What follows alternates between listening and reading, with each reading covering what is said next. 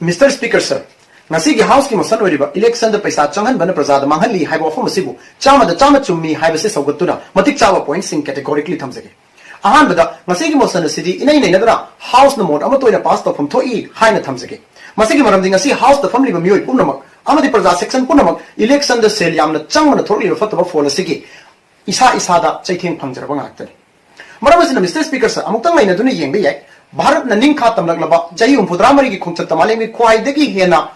Chawba democracy chat palebak ni haina makhau pona lauriba Bharat kumbalebak asina chawkhat thorangda sukimatik maning thangna chatkriba aduga Bharat tagi chahi kunlom thengna English sing chamapan humfutaruk khaktada ningkha tamba fangkiba Guyana koba South America gi lebak asina ten khama matam asida malemda khwaidagi yangna senmitlom chawkhalaliba lebak kam oibu ngamliba se ikai ningai oibu wafam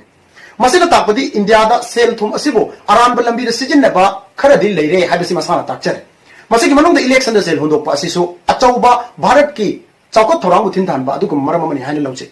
April 2019 dah scroll down in the form ba pawam ki betul ina. 2019 Lok Sabha election khakta dah lebak asida vote lep lebak candidate sindagi lupa ko tilak kun mengarom cading tawi hanya sapi.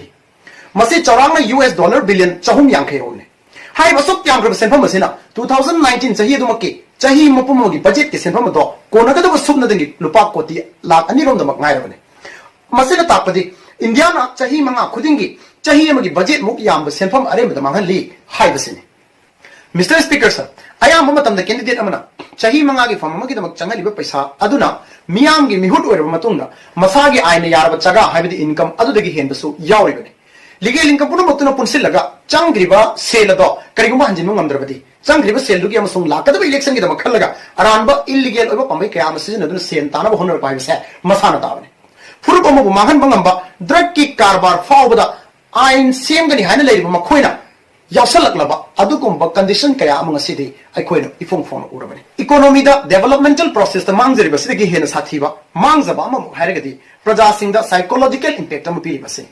praja singda piri psychological impact adudi karino hairagadi sel yamna paidri makai election thengna ba candidate oibe yade haiba wakhalo nama ngasi gi mirol sina tunggi yumbiral sina khangalali basene Democracy chat palebak amada mipum khuding makta vote karga mihut oibe yabagi hak piriba asigum republic amada paisa yaudana election thengnaba ngamloi haibu wakhalo lama tungi mirol na khalau ba haibase aikoi punamaki ason bani laibak thibani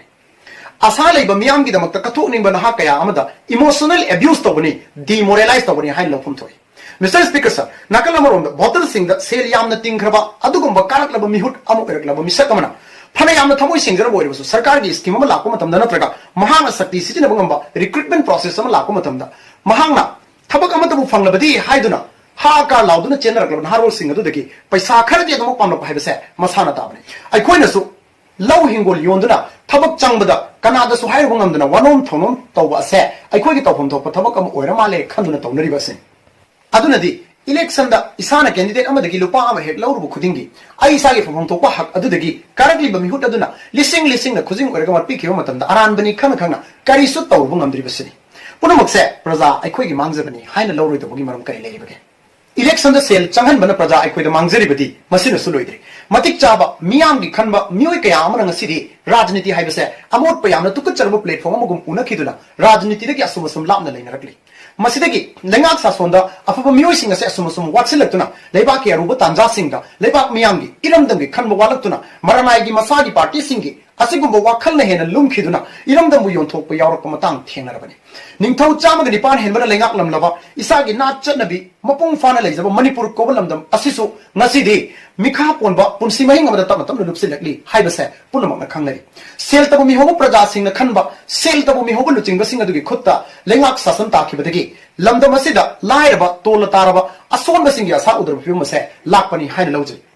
aduna Mr. Speaker, sir lisang sidna chatharakliba election the sel people obagi haina bi ase mitkup amada hekta mak muthar pangam gadaba adugumba samasya ama dinatte masagi damakta matam changna miyam bahap tan batai maroina naharol sing the sel gi langda thudana ganatantra gi adhikar se chumna sizna ngamna ba manaba chakthum phana sum hiram kayada thong mana chakot burku ngamna gi damakta afaba miut khan badakar oi mikal the sel changan da batai haibase khangan changi miyam da sel changan bana praja aikoi da mengkat pangam laroi da ba amang bo heli awat bo heli haibase aikoi punamana khangmina batai